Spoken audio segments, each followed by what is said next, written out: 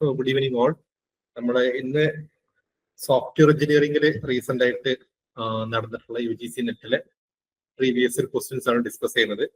So നോക്കുക, 2024 December മുതൽ ബാക്കിലേക്ക് ഒരു 2022 വരെയുള്ള 2-3 വർഷത്തെ ക്വസ്റ്റ്യൻ പേപ്പേഴ്സിലുള്ള ക്വസ്റ്റ്യൻസ് ആണ് നമ്മൾ നോക്കുന്നത്.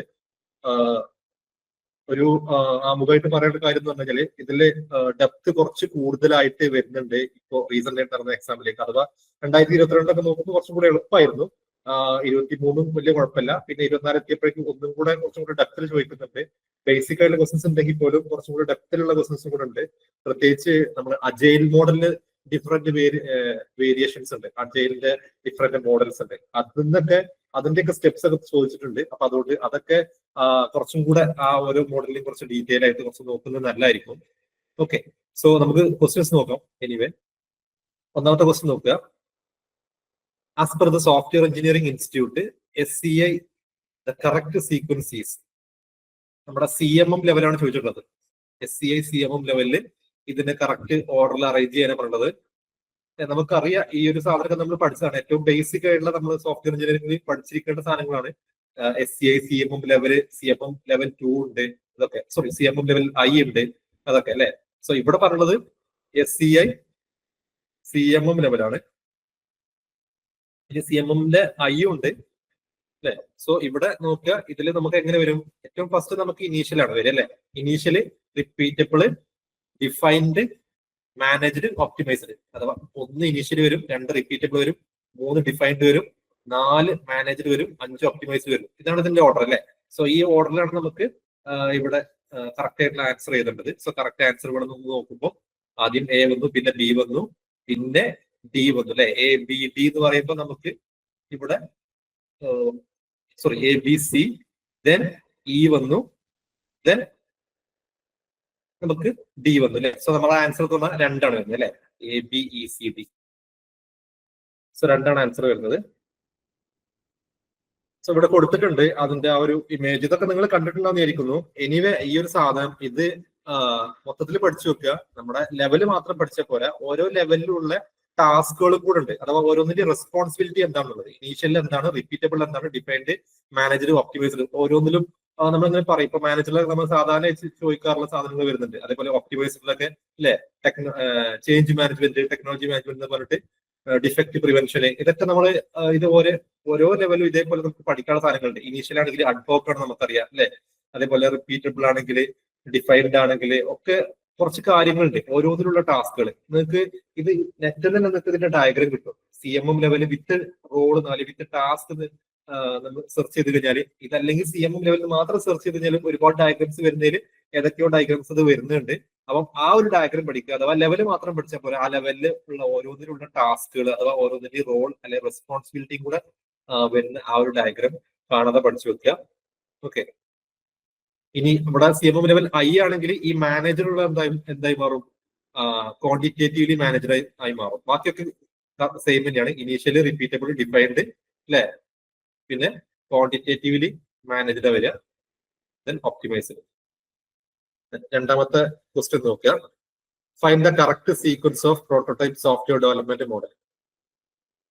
നമ്മുടെ പ്രോട്ടോടൈപ്പ് സോഫ്റ്റ്വെയർ ഡെവലപ്മെന്റ് മോഡലിന്റെ കറക്റ്റ് ആയിട്ടുള്ള സീക്വൻസ് അഥവാ സ്റ്റെപ്പ് ബൈ സ്റ്റെപ്പ് ആയിട്ടുള്ള അതിന്റെ ആ ഒരു ഓർഡർ ആണ് ചോദിച്ചിട്ടുള്ളത്. നമ്മൾ പ്രോട്ടോടൈപ്പിൽ നമുക്ക് ശരിക്കും എങ്ങനെ വരുന്നത്? ആദ്യം നമ്മൾ സ്റ്റാർട്ട് ആണ് അല്ലെ, സ്റ്റാർട്ട് ചെയ്യുന്നു. ദെൻ ഞാൻ ഇവിടെ ഈ സ്റ്റെപ്പ് നോക്കുന്നില്ല, ശരിക്കും അതിന്റെ ആ ഒരു ഫേസസ് ഏതൊക്കെയാണ് ഇവിടെ ജസ്റ്റ് എഴുതുന്നുണ്ട്. അതിനുശേഷം നമുക്ക് നോക്കാം. ആദ്യം സ്റ്റാർട്ട് ചെയ്യും, ദെൻ റിക്വയർമെന്റ് ഗാദറിംഗ് ആണ്. ഓക്കെ, ഞാൻ റിക്വയർമെന്റ് എഴുതിയിട്ടുണ്ട് ഇവിടെ, റിക്വയർമെന്റ്. ദെൻ അത് കഴിഞ്ഞാൽ നമ്മൾ എന്ത് ചെയ്യുന്നു? ക്വിക്ക് ഡിസൈൻ ആണ് ചെയ്യുന്നത് അല്ലെ. ക്വിക്ക് ഡിസൈൻ ചെയ്യുന്നു, ക്വിക്ക് ഡിസൈന്. ദെൻ അതിനുശേഷം നമ്മൾ എന്ത് ചെയ്യുന്നു? ആ ഡിസൈൻ ചെയ്ത് നമ്മൾ പ്രോട്ടോടൈപ്പ് ആക്കുന്നു. പ്രോട്ടോടൈപ്പ് ബിൽഡ് ചെയ്യുന്നു, പ്രോട്ടോടൈപ്പ് ബിൽഡ് ചെയ്യുന്നു. ഈ പ്രോട്ടോടൈപ്പ് ആണ് നമ്മൾ ആർക്ക് കൊടുക്കുന്നത്? കസ്റ്റമർക്ക് കൊടുക്കുന്നത്. കസ്റ്റമർ എന്ത് ചെയ്യുന്നത്? കസ്റ്റമർ ഇവാലുവേറ്റ് ചെയ്യുന്നു അല്ലെ. ആ ഇവാലുവേറ്റ് ചെയ്ത സാധനം പിന്നീട് റിവിഷൻ ആവശ്യമാണെങ്കിൽ റിവൈസ് ചെയ്യുന്നു. ഓക്കെ, റിവൈസ് ചെയ്യുന്നു. റിവൈസ് ചെയ്തിട്ട് വീണ്ടും നമ്മൾ എന്ത് ചെയ്യുന്നു? അതിന്റെ പ്രോട്ടോടൈപ്പ് ഉണ്ടാക്കിയിട്ട് അത് വീണ്ടും കസ്റ്റമർ ഇവാലുവേറ്റ് ചെയ്യുന്ന ആ രീതിയിലാണ് ചെയ്യുന്നത്.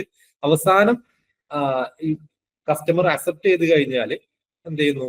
പ്രൊഡക്റ്റ് എഞ്ചിനീയർ ചെയ്യുന്നു അല്ലെ. പ്രൊഡക്റ്റ് എഞ്ചിനീയർ ഇങ്ങനെയാണ് ആക്ച്വലി സ്റ്റെപ്പ് വരുന്നത്. അഥവാ നമ്മൾ ആദ്യം സ്റ്റാർട്ട് ചെയ്യുമ്പോൾ നമ്മൾ അതിന്റെ റിക്വയർമെന്റ്സ് ഒക്കെ നോക്കുന്നു. ആ റിക്വയർമെന്റ് പ്രകാരമുള്ള ഒരു ക്വിക്ക് ഡിസൈൻ ഉണ്ടാക്കുന്നു, ഒരു സാമ്പിൾ മോഡൽ പോലെ ഒരു ഡിസൈൻ അല്ലെ, അഥവാ അതിന്റെ ഒരു മോഡൽ ഉണ്ടാക്കുന്നു, ക്വിക്ക് ഡിസൈൻ നമ്മൾ അതിൽ പറയാം. എന്നിട്ട് ആ മോഡൽ ഉണ്ടാക്കിയെ നമ്മൾ പ്രോട്ടോടൈപ്പ് ആക്കുന്നു, അഥവാ ഒരു ഫീൽ, നമുക്കൊരു ടച്ച് ആൻഡ് ഫീൽ കിട്ടുന്ന രീതിയിലുള്ള ഒരു പ്രോഡക്റ്റ് ആക്കിയിട്ട് അതിനെ മാറ്റുന്നു. എന്നിട്ട് എന്ത് ചെയ്യുന്നു, ആ ഒരു പ്രോട്ടോടൈപ്പ് നമ്മൾ കസ്റ്റമറെ കാണിച്ചിട്ട് കസ്റ്റമർ അതിൽ സാറ്റിസ്ഫൈഡ് ആണോ നോക്കുന്നു, കസ്റ്റമർ അത് ഇവാലുവേറ്റ് ചെയ്യുന്നു. കസ്റ്റമർ ഇവാലുവേറ്റ് ചെയ്തതിനു ശേഷം അതിലെന്തെങ്കിലും കസ്റ്റമർക്ക് അഭിപ്രായ വ്യത്യാസങ്ങൾ ഉണ്ടെങ്കിൽ, അല്ലെങ്കിൽ ഒപ്പീനിയൻസ് ഉണ്ടെങ്കിൽ, സജഷൻസ് ഉണ്ടെങ്കിൽ അതൊക്കെ വെച്ചിട്ട് വീണ്ടും അത് റിവൈസ് ചെയ്യുന്നു. റിവൈസ് ചെയ്തിട്ട് പ്രോട്ടോടൈപ്പ് വീണ്ടും ഉണ്ടാക്കുന്നു. എന്നിട്ട് ആ പ്രോട്ടോടൈപ്പ് വീണ്ടും കസ്റ്റമർക്ക് കൊടുക്കുന്നു. ഈ രീതിയിലാണ് ചെയ്യുന്നത് അല്ലെ. സോ അവസാനം നമ്മൾ എന്ത് ചെയ്യുന്നു, പ്രോട്ടോടൈപ്പ് ബിൽഡ് ചെയ്യുന്നു, സോറി പ്രൊഡക്റ്റ് എഞ്ചിനീയർ ചെയ്യുന്നു. എല്ലാം ഓക്കെ ആണെങ്കിൽ പ്രൊഡക്റ്റ് എഞ്ചിനീയർ ചെയ്യുന്നു. സോ ഇവിടെ നമ്മൾ നോക്കുകയാണെങ്കിൽ ഇവിടെ ചില ഫേസുകൾ നമുക്ക് ഇതിൽ കാണാൻ പറ്റില്ല, അതേപോലെ ഇല്ലാത്ത ചില ഫേസുകൾ കൂടെ കാണാനും പറ്റും. ഓക്കെ, അപ്പൊ നമുക്കിവിടെ നമ്മൾ ചൂസ് ചെയ്യേണ്ടത് എന്താണ്, ഇതിലേതാണോ ഇതിന്റെ ആൻസർ ആവാൻ സാധ്യതയുള്ള, അതല്ലെങ്കിൽ ഏറ്റവും ബെസ്റ്റ് സ്യൂട്ട് ആവുന്നത്. ഒട്ടുമിക്ക ക്വസ്റ്റ്യൻസും നമുക്ക് നെറ്റിൽ അങ്ങനെ കാണാൻ പറ്റും. ഒരുപാട് ക്വസ്റ്റ്യൻസിൽ കറക്റ്റ് ആപ്റ്റ് ആയിട്ടുള്ള ആൻസർ ആയിരിക്കില്ല, പക്ഷെ അതിൽ ഏറ്റവും ബെസ്റ്റ് സ്യൂട്ടഡ് ആയിട്ടുള്ള ആൻസർ ആയിരിക്കും UGC തെരഞ്ഞെടുക്കുന്നുണ്ടാവുക. അപ്പൊ ആ രീതിയിൽ നമ്മളും അത് പിക്ക് ചെയ്യണം എന്നുള്ളതാണ് പറയുന്നത്. സോ നോക്കുക, ആദ്യം സ്റ്റാർട്ട് ചെയ്യുന്നു, ഒന്നാമത്തെ സ്റ്റാർട്ട് തന്നെയാണ് അല്ലെ, എ തന്നെയാണ് വരുന്നത്. സോ നോക്കുക, എല്ലാത്തിലും എ തന്നെയാണ് ആദ്യം വന്നിട്ടുള്ളത്, എല്ലാ ഓപ്ഷനിലും. സ്റ്റാർട്ട് ചെയ്ത് കഴിഞ്ഞാൽ പിന്നെ റിക്വയർമെന്റ് ഗ്യാതറിംഗ് ആണ്. റിക്വയർമെന്റ് ഗ്യാതറിംഗ് ഇവിടെ ഇല്ല. നമുക്ക് ഈ ഒരു ഫേസുകൾ നോക്കി കഴിഞ്ഞാൽ ഇവിടെ എവിടെയും റിക്വയർമെന്റ് ഗ്യാതറിംഗ് ഇല്ല. ഡെവലപ്പർ പ്രോട്ടോടൈപ്പ് ഉണ്ട്, ഡെലിവർ ടു കസ്റ്റമർ ഉണ്ട്, ക്വിക്ക് ഡിസൈൻ ഉണ്ട്. ഈ ക്വിക്ക് പ്ലേ എന്ന് പറഞ്ഞാൽ ആക്ച്വലി ഇവിടെ ഉദ്ദേശിച്ചത് കസ്റ്റമർ റിവ്യൂ ചെയ്യുന്നതാണ് ക്വിക്ക് പ്ലേ ഉദ്ദേശിച്ചത്. ക്വിക്ക് പ്ലേ എന്ന് ശരിക്കും സ്റ്റാൻഡേർഡ് ആയിട്ടുള്ളതിന്റെ ഫേസ് അല്ല, പക്ഷേ ക്വിക്ക് പ്ലേ ഇവിടെ ഉദ്ദേശിച്ചിട്ടുള്ളത് കസ്റ്റമർ റിവ്യൂ ചെയ്യാന്നുള്ളതാണ്. സോ സ്റ്റാർട്ട് ചെയ്ത് കഴിഞ്ഞാൽ ഒന്ന് സ്റ്റാർട്ടാണ്, അത് ചെയ്ത് കഴിഞ്ഞാൽ പിന്നെ ഇവിടെ ഉള്ളതിൽ നമുക്കുള്ളത് ക്വിക്ക് ഡിസൈൻ ആണ്, രണ്ടുപേരും. ഓക്കെ, ദെൻ ക്വിക്ക് ഡിസൈൻ കഴിഞ്ഞ് കഴിഞ്ഞാൽ 3 വരുന്നത് എന്താണ്, പിന്നെ അതിന്റെ പ്രോട്ടോടൈപ്പ് ബിൽഡ് ചെയ്യുന്നു അല്ലെ. ആ പ്രോട്ടോടൈപ്പ് കസ്റ്റമർ ഇവാലുവേറ്റ് ചെയ്യുന്നു, ദെൻ ഡെലിവർ ടു കസ്റ്റമർ. ഇങ്ങനെയാണ് ആക്ച്വലി ഇതിന്റെ ഓർഡർ വരിക. പക്ഷെ ഇങ്ങനെ ഒരു ഓർഡറിൽ നമുക്ക് ഇവിടെ ഓരോ ഓപ്ഷനും കാണാൻ പറ്റില്ല. അഥവാ ആദ്യം എ വരും, പിന്നീട് ഡി വരും അല്ലെ. AD എന്ന് പറഞ്ഞൊരു ഓർഡർ ഇവിടെ അല്ല, ഇവിടെ AB ആണ്, ഇവിടെ AE ആണ്, AB ആണ്, AB ആണ്. അപ്പൊ പിന്നെ നമ്മൾ എന്ത് ചെയ്യാം, ഇതിലേറ്റവും ബെസ്റ്റ് സ്യൂട്ട് ആണെന്ന്. ഒരു കാര്യം ഉറപ്പാണ്, സ്റ്റാർട്ട് ആദ്യം ചെയ്ത് കഴിഞ്ഞാൽ ക്വിക്ക് ഡിസൈന് ശേഷം നമുക്ക് ഒരു ഡിസൈൻ ഉണ്ടാക്കിയതിന് ശേഷമാണ് അതിന്റെ പ്രോട്ടോടൈപ്പ് ഉണ്ടാക്കലും. ആ പ്രോട്ടോടൈപ്പിനെയാണ് പിന്നെ നമ്മൾ പ്രൊഡക്റ്റ് ആക്കി ഡെലിവറി ചെയ്യുന്നത്. അപ്പൊ ഒരു കാര്യം ഉറപ്പാണ്, ക്വിക്ക് ഡിസൈന് ശേഷം എന്ത് വരുള്ളൂ, ഈ പ്രോട്ടോടൈപ്പ് ഡെവലപ്പ് ചെയ്യുന്നത്, അതിനുശേഷം ഡെലിവറി കസ്റ്റമർക്ക് ഡെലിവറി ചെയ്യുന്നു. സോ അത് വരുന്നത് നോക്കിയാൽ മതി. അഥവാ DBC എന്ന് പറഞ്ഞ ഓർഡറിൽ എവിടെ വരുന്നത് നോക്കുക, ഇതുണ്ടോ DBC. സോ നമുക്ക് ഇത് പിക്ക് ചെയ്യാനേ ഇവിടെ ഓപ്ഷൻ ഉള്ളൂ, കാരണം ഇതാണ് ഇതിൽ പിന്നെയും ബെസ്റ്റ് സ്യൂട്ട് ആയിട്ട് വരുന്നത്. അപ്പൊ അതുകൊണ്ട് തന്നെ ആൻസർ Q ആണ് ഇവിടെ വരുന്നത്. നിങ്ങൾ നോക്കിയാൽ കാണാൻ പറ്റും, സ്റ്റാൻഡേർഡ് ടെക്സ്റ്റ് ബുക്കിലൊക്കെ നോക്കിയതാണ്. ക്വിക്ക് പ്ലേ എന്ന് പറയുന്ന ഒരു ഫേസ് പ്രോട്ടോടൈപ്പിൽ എവിടെയും കണ്ടതായിട്ട് ഓർക്കുന്നില്ല, ഇങ്ങനെ ഒരു ഫേസ് ഇല്ല. സോ നമ്മൾ അത് മാത്രം ജസ്റ്റ് ഒന്ന് എക്സ്ക്ലൂഡ് ചെയ്തിട്ട് ബാക്കിയുള്ള 4 ഓപ്ഷന് അഥവാ 4 സ്റ്റേജുകൾ നമ്മൾ വെച്ചിട്ട് അതിന് ഓർഡർ ആക്കുകയാണെങ്കിൽ നമുക്ക് കറക്റ്റ് ഓപ്ഷൻ 2 കിട്ടും. ഓക്കെ, സോ ഓപ്ഷൻ 2 ആണ് ഇവിടെ ആൻസർ ആയിട്ട് വരുന്നത്. UGC ആൻസർ കീയിലും ഓപ്ഷൻ 2 ആണ് കൊടുത്തിട്ടുള്ളത്. ഇവിടെ കൊടുത്തിട്ടുണ്ട് അതിന്റെ ഒരു മോഡല് അല്ലെ. സ്റ്റാർട്ട് ചെയ്യുന്നു, റിക്വയർമെന്റ് ഗ്യാതറിംഗ്, ക്വിക്ക് ഡിസൈന്, ബിൽഡ് പ്രോട്ടോടൈപ്പ്, കസ്റ്റമർ ഇവാലുവേറ്റ് ചെയ്യുന്നു. ആ ഇവാലുവേറ്റ് ചെയ്തതിന് എന്ത് ചെയ്യുന്നു, റിഫൈൻ ചെയ്യുന്നു, പ്രോട്ടോടൈപ്പ് റിഫൈൻ ചെയ്യുന്നു. ദെൻ വീണ്ടും ഇതിങ്ങനെ നമുക്ക് സർക്കുലർ ഷേപ്പിലാണ്. എപ്പോഴാണോ കസ്റ്റമർ ഹാപ്പി ആവുന്നത്, സാറ്റിസ്ഫൈഡ് ആവുന്നത്, ആ സമയത്ത് ആ സാറ്റിസ്ഫൈഡ് ആയിട്ടുള്ള പ്രോട്ടോടൈപ്പിന് എന്ത് ചെയ്യുന്നു, പ്രൊഡക്റ്റ് ആക്കി മാറ്റും, പ്രൊഡക്റ്റ് എഞ്ചിനീയർ പ്രൊഡക്റ്റ്. ഓക്കെ, എന്നിട്ട് അവിടെ സ്റ്റോപ്പ് ആവും. ഈ ഒരു ഡയഗ്രാം പഠിച്ചു വെക്കുക. ഇതാണ് ഒട്ടുമിക്ക സൈറ്റുകളിലും അല്ലെങ്കിൽ പ്ലാറ്റ്ഫോമുകളിലൊക്കെ യൂസ് ചെയ്തിട്ടുള്ള കണ്ടന്റിന് മെറ്റീരിയലിൽ ഡയഗ്രാം ആയിട്ട് കൊടുക്കുന്നത്. ഈ ഒരു ഡയഗ്രാം അല്ല, ഇതേ മോഡല്, ഇതേ ഫേസുകൾ വരുന്നത്. ഓക്കെ, സോ പ്രോട്ടോടൈപ്പ് മോഡലില് അതൊന്ന് റെഫറൻസ് ആക്കി ഒന്ന് പഠിച്ചു വെക്കുക. ക്വസ്റ്റ്യൻ പിന്നെ ഓപ്ഷൻ മാറ്റിയായിരുന്നു അതോ ഇല്ല? ഓപ്ഷൻ ആൻസർ കീയിൽ തന്നിട്ടുള്ളത് 2 ആണ്. മൂന്നാമത്തെ പ്രോബ്ലം നോക്കുക. Software testability is simply how easily a software program can be tested. Which one characteristics does not lead to testable software. അഥവാ ഒരു സോഫ്റ്റ്വെയർ ടെസ്റ്റബിൾ ആണോ അല്ലയോ ചെക്ക് ചെയ്യാനുള്ള അതിന്റെ കുറച്ച് ക്യാരക്ടറിസ്റ്റിക്സ് ഉണ്ട്. ആ ക്യാരക്ടറിസ്റ്റിക്സ് ഈ 4 ഒരു 3 അതിന്റെ ക്യാരക്ടറിസ്റ്റിക്സ് വരുന്നതാണ്. ഒന്ന് ഓഡ് വണ്ണാണ്. സോ നമ്മൾ നിർബന്ധമായിട്ടും എന്ത് ചെയ്യുക, ഒരു സോഫ്റ്റ്വെയർ ടെസ്റ്റബിൾ ആവാനുള്ള അതിന്റെ ക്യാരക്ടറിസ്റ്റിക്സ് ഒന്ന് പഠിച്ചു വെക്കുക. ഇവിടെ പറഞ്ഞിട്ടുള്ള ഒബ്സർവബിലിറ്റി ഇതിന്റെ ക്യാരക്ടറിസ്റ്റിക്സ് ആണ്. കാരണം എന്താണ്, അത് ടെസ്റ്റ് ചെയ്യുന്ന ആൾക്ക് അതിന്റെ ഇന്റേണൽ സ്റ്റേറ്റും അതേപോലെ അതിന്റെ ഓരോ ഇന്റേണൽ സ്റ്റേറ്റിനും വരുന്ന ഔട്ട്പുട്ടുകളൊക്കെ കറക്റ്റ് ആയിട്ട് ചെക്ക് ചെയ്യാൻ പറ്റി കഴിഞ്ഞാൽ മാത്രമേ അതിന്റെ ടെസ്റ്റിംഗ് ശരിക്കും വിജയിക്കുള്ളൂ. അപ്പൊ അതുകൊണ്ട് തന്നെ ഒബ്സർവ് ചെയ്യുക എന്ന് പറഞ്ഞു കഴിഞ്ഞാൽ അതിന് എന്തെങ്കിലും ഇഷ്യൂസ് ഉണ്ടെങ്കിൽ അത് എഫക്റ്റീവ് ആയിട്ട് ഡിറ്റക്ട് ചെയ്യാനുള്ള അതിനെ ഹെൽപ്പ് ചെയ്യുന്ന ആ ഒരു ക്യാരക്ടറിസ്റ്റിക്സ് ആണ് ഒബ്സർവബിലിറ്റി.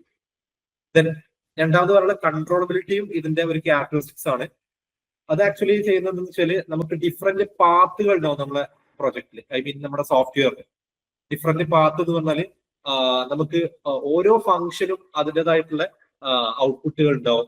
നമ്മൾ കൊടുക്കുന്ന ഇൻപുട്ടിനനുസരിച്ച് നമ്മൾ പ്രതീക്ഷിക്കുന്ന ഔട്ട്പുട്ട് വരുന്നുണ്ടോ, ഏത് പാത്തിലൂടെയാണ് അത് പോകുന്നത്. ഇപ്പൊ നമ്മൾ കോഡിംഗ് ഒക്കെ ചെക്ക് ചെയ്യുന്ന സമയത്ത് നമ്മൾ പഠിച്ചിട്ടുണ്ട് ലൂപ്പ് ഇതൊക്കെ ചെക്ക് ചെയ്യുമ്പോൾ അതിന്റെ ബ്രാഞ്ചുകൾ അല്ലെ മൾട്ടിപ്പിൾ ബ്രാഞ്ചിലേക്ക് പോകാൻ സാധ്യത. അപ്പൊ ആ കറക്റ്റ് ആയിട്ടുള്ള ബ്രാഞ്ചിലൂടെ അത് കറക്റ്റ് ആൻസറിലേക്ക് പോകുന്നുണ്ടോ ഇതൊക്കെ ചെക്ക് ചെയ്യണം. അപ്പം കൺട്രോളബിലിറ്റിയും ഇതിന്റെ സോഫ്റ്റ്വെയർ ടെസ്റ്റബിൾ ആണോ അല്ലയോ എന്ന് ഉറപ്പുവരുത്താനുള്ള ഒരു ക്യാരക്ടറിസ്റ്റിക്സ് ആണ്. ദെൻ റിപ്പയറബിലിറ്റി എന്ന് പറഞ്ഞ ഒരു ക്യാരക്ടറിസ്റ്റിക്സ് ഇല്ല. ദെൻ അണ്ടർസ്റ്റാൻഡബിലിറ്റി പിന്നെ നമുക്ക് ഊഹിച്ചു കഴിഞ്ഞാൽ തന്നെ മനസ്സിലാവും. അണ്ടർസ്റ്റാൻഡബിലിറ്റി എന്ന് പറയുമ്പോൾ എന്താണ്, നമുക്ക് ഈസി ആയിട്ട് മനസ്സിലാക്കണം അല്ലെ, നമുക്ക് ഈസി ആയിട്ട് സോഫ്റ്റ്വെയർ കണ്ടു കഴിഞ്ഞാൽ മനസ്സിലാക്കാൻ പറ്റണം. അഥവാ നമുക്ക് അതിന്റെ ടെസ്റ്റ് കേസുകൾ ഡിസൈൻ ചെയ്യാൻ, ആ ടെസ്റ്റ് കേസുകൾ കറക്റ്റ് ആയിട്ട് ഡിസൈൻ ചെയ്യണമെങ്കിൽ അത് എന്താണ് അതിനുള്ള ഓരോ ഫംഗ്ഷനും ടാസ്കും നമുക്ക് മനസ്സിലാവണം. സോ ഈ മൂന്നും ഒബ്സർവബിലിറ്റി, കൺട്രോളബിലിറ്റിയും അണ്ടർസ്റ്റാൻഡബിലിറ്റിയും ഇതിന്റെ 3 ക്യാരക്ടറിസ്റ്റിക്സ് ആണ് ഒരു സോഫ്റ്റ്വെയർ ടെസ്റ്റബിൾ ആണോ അല്ലേത് നമുക്ക് നോക്കാനുള്ള. ഇവിടെ നോക്കുക, ഓപ്ഷൻ 3 ആണ് ഇവിടെ. ഡസ് നോട്ട് ലീഡ് ടു ആണ് നമ്മൾ ചോദിച്ചിട്ടുള്ളത്. Characteristics does not lead to testable software. ഒരു സോഫ്റ്റ്വെയർ ടെസ്റ്റബിൾ ആണോ അല്ലയോ ചെക്ക് ചെയ്യാൻ അതിലേക്ക് ലീഡ് ചെയ്യാത്ത ക്യാരക്ടറിസ്റ്റിക്സ് ആണ് ചോദിക്കുന്നത്. സോ അത് റിപ്പയറബിലിറ്റി ആണ്. അപ്പൊ ഇവിടെ കൊടുത്തിട്ടുണ്ട് ഈ 4 എക്സ്പ്ലനേഷൻ കൊടുത്തിട്ടുണ്ട്. ഈ 4 നമ്മൾ പറഞ്ഞു ഒബ്സർവബിലിറ്റിയും കൺട്രോളബിലിറ്റിയും അണ്ടർസ്റ്റാൻഡബിലിറ്റിയാണ് ഇതിന്റെ ക്യാരക്ടറിസ്റ്റിക്സ്, റിപ്പയറബിലിറ്റി ക്യാരക്ടറിസ്റ്റിക്സ് എല്ലാം പറഞ്ഞു. പക്ഷെ ഇത് 3 അല്ലാതെ ഇതിന് പുറമെ വരുന്ന ക്യാരക്ടറിസ്റ്റിക്സ് കൂടെ കൊടുത്തിട്ടുണ്ട്. നിങ്ങൾ വായിച്ചു നോക്കുക. ട്രേസബിലിറ്റി ഉണ്ട്, സിംപ്ലിസിറ്റി ഉണ്ട്, ഡീകമ്പോസിബിലിറ്റി ഉണ്ട്, സ്റ്റെബിലിറ്റി ഉണ്ട്. ഓക്കെ, ഓരോന്നിന്റെയും യൂസ് എന്താ ബ്രാക്കറ്റിൽ പറഞ്ഞിട്ടുണ്ട്. ഓക്കെ, അപ്പൊ അതും കൂടെ ഒന്ന് നിങ്ങൾ പഠിക്കുന്ന സമയത്ത് ഇത് കൂടെ ഒന്ന് കൺസിഡർ ചെയ്യാം. ഓക്കെ, നാലാമത്തെ നോക്കുക. Which one of the following is the correct estimation model based on software equation. Software ഇക്വേഷനെ ബേസ് ചെയ്തിട്ട് ഇതിൽ കറക്റ്റ് ആയിട്ടുള്ള, ഇവിടെ ആക്ച്വലി നമ്മളോട് ഇക്വേഷനെ ചോദിച്ചിട്ടുള്ളത്, സോഫ്റ്റ്വെയർ ഇക്വേഷനെ ചോദിച്ചിട്ടുള്ളത് അഥവാ എസ്റ്റിമേഷൻ മോഡലിന്റെ ഇക്വേഷൻ എന്താ വരുന്നത് നമ്മൾ പഠിച്ചിട്ടുണ്ട്. ഇ ഈക്വൽ ടു അല്ലെ, ഈ രണ്ടാമത്തെയാണ് വരുന്നത് ആൻസർ ആയിട്ട് വരുന്നത്. നമ്മുടെ ഇതാണ് കറക്റ്റ് ഇതിന്റെ ആൻസർ വരുന്നത്. E equal to LOC into B raised to 0.333 by P whole cube into 1 by T raised to 4.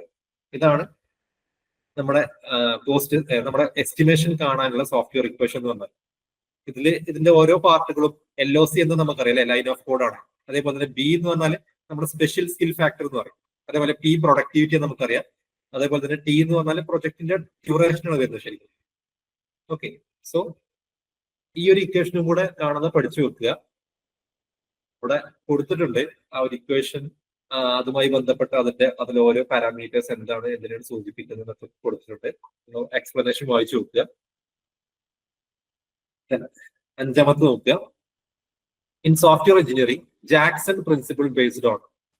Actually ഇങ്ങനെ സാധനം ചിലപ്പോൾ നിങ്ങൾ കണ്ടിട്ടുണ്ടാവില്ല അല്ലെ. ജാക്സൺ പ്രിൻസിപ്പിൾ എന്ന് പറഞ്ഞ ഒരു സാധനം ഉണ്ട്. അഥവാ റിക്വയർമെന്റ്, സോഫ്റ്റ്വെയർ റിക്വയർമെന്റുമായിട്ട് ബന്ധപ്പെട്ട ഒരു പ്രിൻസിപ്പിൾ ആണ് ജാക്സൺ പ്രിൻസിപ്പിൾ. ഓക്കെ, അഥവാ നമ്മള് കറക്റ്റ് ആയിട്ട് ക്ലിയർ ആയിട്ട് സോഫ്റ്റ്വെയർ റിക്വയർമെന്റ്സിനെ നമ്മൾ എന്ത് ചെയ്യണം, ഡിഫൈൻ ചെയ്യണം. അത് ടെസ്റ്റ് ചെയ്യാനും അതേപോലെ തന്നെ വെരിഫൈ ചെയ്യാനും വേണ്ടിയിട്ടുള്ള പർപ്പസിന് വേണ്ടിയിട്ട്. അഥവാ നമ്മളെ ലാസ്റ്റത്തെ ഒരു മെയിൻ്റനൻസിന്റെ ഒക്കെ മുന്നായിട്ട്, സോഫ്റ്റ്വെയർ മെയിൻ്റനൻസ് ഒക്കെ വരുന്നതിന് മുന്നായിട്ട് ടെസ്റ്റിംഗ് എന്നൊരു മൊഡ്യൂൾ ഉണ്ട്. ആ മൊഡ്യൂളിൽ നമ്മൾ പഠിക്കുന്നുണ്ട് വെരിഫിക്കേഷന്, വാലിഡേഷൻ പഠിക്കുന്നുണ്ട് അല്ലെ. സോ അവിടെ വെരിഫിക്കേഷൻ ഒക്കെ ചെയ്യാൻ നമ്മളെ ഹെൽപ്പ് ചെയ്യുന്ന, അതേപോലെ തന്നെ ടെസ്റ്റ് ചെയ്യാൻ നമ്മളെ ഹെൽപ്പ് ചെയ്യുന്ന രീതിയിൽ നമ്മുടെ റിക്വയർമെന്റ്സ് കറക്റ്റ്ലി ഡോക്യുമെന്റ് ചെയ്യാനും വേണ്ടിയിട്ട് അതിനെ കുറിച്ച് പറയുന്ന ഒരു പ്രിൻസിപ്പിൾ ആണ് ജാക്സൺ പ്രിൻസിപ്പിൾ. ഓക്കെ, ഇപ്പൊ ജാക്സൺ പ്രിൻസിപ്പിളില് ഇവിടെ പറഞ്ഞിട്ടുള്ളത് എന്താണ്, ഇതിലെ കറക്റ്റ് ഏതൊക്കെയാണ് വരുന്നത്, ഏതിനൊക്കെ ബേസ് ചെയ്തിട്ടുണ്ട്. അഥവാ നമുക്ക് ഡെസിഗ്നേഷൻ ഉണ്ട്, ഡെഫിനിഷൻ ഉണ്ട്, റെഫ്യൂട്ടബിൾ അസേർഷൻ. ഈ മൂന്നുമാണ് നമ്മുടെ ജാക്സൺ പ്രിൻസിപ്പിൾ വരുന്നത്. ഓക്കെ, ഇതിന് മൂന്നിനും ബേസ് ചെയ്തിട്ടാണ് ഇത് ഓരോന്നും എന്താന്നുള്ളത് ഇവിടെ ഓക്കെ. എ ആണ് ആൻസർ വരുന്നത്. എ ബി സി എന്ന് പറയുമ്പോൾ ഫസ്റ്റ് മൂന്ന് തന്നെ. ഓക്കെ, ഡെസിഗ്നേഷന്, ഡെഫിനിഷന്, റെഫ്യൂട്ടബിൾ അസേർഷൻ. ഓക്കെ, അപ്പൊ ആ മൂന്നിന്റെയും എന്തിനൊക്കെയാണ് ഓരോന്നും യൂസ് ചെയ്യുന്നത് ഇവിടെ ഡിസ്ക്രിപ്ഷൻ കൊടുത്തിട്ടുണ്ട്. ഓക്കെ, ഡെസിഗ്നേഷൻ എന്ന് പറയുമ്പോൾ എന്താണ് സിസ്റ്റം ചെയ്യാൻ പോകുന്നത്, സപ്പോസ് ടു ഡു. അതേപോലെ തന്നെ ഡെഫിനിഷൻ എന്ന് പറഞ്ഞാൽ അതിലുള്ള കീ ടേംസ്, നമ്മുടെ റിക്വയർമെന്റ്സിലുള്ള കീ ടേംസ് ഒക്കെ നമ്മൾ ഫോർമലി ഡിക്ലെയർ ചെയ്യുന്നതാണ്. ദെൻ റെഫ്യൂട്ടബിൾ അസേർഷൻ എന്ന് പറഞ്ഞാൽ നമുക്ക് ട്രൂ ഓർ ഫാൾസ് സ്റ്റേറ്റ്മെന്റ് പോലെ നമ്മുടെ വെരിഫിക്കേഷൻ സമയത്ത് നമുക്ക് വെരിഫൈ ചെയ്യാൻ വേണ്ടിയിട്ട് നമ്മൾ ക്രിയേറ്റ് ചെയ്യുന്ന സ്റ്റേറ്റ്മെന്റ്സ് ആണ്. ഓക്കെ, അപ്പൊ ഇങ്ങനെ ഈ മൂന്നിനും കൂടെ ബേസ് ചെയ്തിട്ടാണ് സോഫ്റ്റ്വെയർ എഞ്ചിനീയറിംഗിൽ നമ്മൾ ജാക്സൺ പ്രിൻസിപ്പിൾ എന്ന് പറഞ്ഞ റിക്വയർമെന്റ് സോഫ്റ്റ്വെയർ റിക്വയർമെന്റുമായിട്ട് ബന്ധപ്പെട്ടുള്ള ആ ഒരു പ്രിൻസിപ്പിൾ ഡിഫൈൻ ചെയ്തിട്ടുള്ളത്. ഓക്കെ, ഇതും കൂടെ നോക്കി വെക്കുക. ജസ്റ്റ് സിംപിളി ജാക്സൺ പ്രിൻസിപ്പിൾ എന്താന്നുള്ളത് ഈ ഒരു മൂന്നിനും കൂടെ ബേസ് ചെയ്തിട്ടാണ് മാത്രം പഠിച്ചു വെച്ചാൽ മതി. അതും സോഫ്റ്റ്വെയർ റിക്വയർമെന്റുമായിട്ട് ബന്ധപ്പെട്ടുള്ള ആ ഒരു റിക്വയർമെന്റ് ഡോക്യുമെന്റേഷനിൽ വരുന്നതാണ്. ഓക്കെ, എന്തിനാണ് ഇവിടെ പറഞ്ഞിട്ടുണ്ട്, വെരിഫിക്കേഷനും അതേപോലെ ടെസ്റ്റിങ്ങിനൊക്കെ വേണ്ടിയിട്ടാണ് ഇത് യൂസ് ചെയ്യുന്നത്. അതൊന്നും കൂടെ നമുക്കൊന്നും കൂടെ എളുപ്പമാക്കാൻ വേണ്ടി. ആറാമത്തെ ക്വസ്റ്റ്യൻ നോക്കാം. Collaborative document inspection technique used for. എന്തിനാണ് collaborative document inspection? Collaborative document inspection എന്ന് പറഞ്ഞാൽ എന്താണ്? നമ്മളെ ഈ റിവ്യൂസും അതേപോലെ ഇൻസ്പെക്ഷൻ ഒക്കെ ഉണ്ടല്ലോ, അതൊക്കെ ഈ കൊളാബറേറ്റീവ് ഡോക്യുമെന്റ് ഇൻസ്പെക്ഷനിൽ വരുന്നതാണ്. ആ ടെക്നിക്ക് യൂസ് ചെയ്യുന്നത് എന്തിനാണെന്ന് ചോദിച്ചിട്ടുള്ളത് റിക്വയർമെന്റ് വാലിഡേഷൻ ആണ്. നമ്മൾ സിംപ്ലി ഈ രീതിയിൽ പഠിച്ചിട്ടാൽ മതി. ഇപ്പൊ ഷോർട്ട് കട്ട് ട്രിക്കിൽ ഞാനൊക്കെ മനസ്സിലാക്കി വെച്ചിട്ടുണ്ടായിരുന്ന ഇതായിരുന്നു. ഈ കൊളാബറേറ്റീവ് ഡോക്യുമെന്റ് ഇൻസ്പെക്ഷൻ എന്ന് പറയുമ്പോൾ ഈ ഇൻസ്പെക്ഷൻ എന്ന വേർഡ് ഉണ്ടല്ലോ, നമ്മൾ ഇൻസ്പെക്ഷൻ വരിക എന്ന് പറഞ്ഞു കഴിഞ്ഞാൽ എന്താണ്, അത് ചെക്ക് ചെയ്യാൻ വരികയാണ് അല്ലെ, വാലിഡേറ്റ് ചെയ്യാൻ വരികയാണ്. സോ ഇൻസ്പെക്ഷനുമായിട്ട് ബന്ധപ്പെട്ട കുറെ കാര്യങ്ങളുണ്ട്. അഥവാ വാക്ക് ത്രൂ ഉണ്ട്, ഇൻസ്പെക്ഷൻ ഉണ്ട്, റിവ്യൂ ഉണ്ട്. ഇതൊക്കെ നമ്മുടെ ഈ ഇൻസ്പെക്ഷനിൽ വരുന്നതാണ്. അതൊക്കെ വാലിഡേറ്റ് ചെയ്യാൻ വേണ്ടിയിട്ട് വരുന്നതാണ്, റിക്വയർമെന്റ് വാലിഡേഷൻ പ്രോസസ്സിൽ വരുന്നത്. അപ്പൊ ആ രീതിയിൽ ഒരു റിയൽ ലൈഫിലുള്ള ഒരു ഇൻസ്പെക്ഷനും അത് വാലിഡേഷനും വേണ്ടിയിട്ടുള്ള ആ രീതിയിലാണെന്ന് മനസ്സിലാക്കി കഴിഞ്ഞാൽ നമുക്ക് കണക്ട് ചെയ്യാൻ പറ്റും. സോ ഇവിടെ കൊളാബറേറ്റീവ് ഡോക്യുമെന്റ് ഇൻസ്പെക്ഷൻ എന്ന് പറഞ്ഞാൽ റിക്വയർമെന്റ് വാലിഡേഷൻ പ്രോസസ്സിന് വേണ്ടിയിട്ടാണ് യൂസ് ചെയ്യുന്നത്. ഓപ്ഷൻ 1 ആണ് ആൻസർ വരുന്നത്.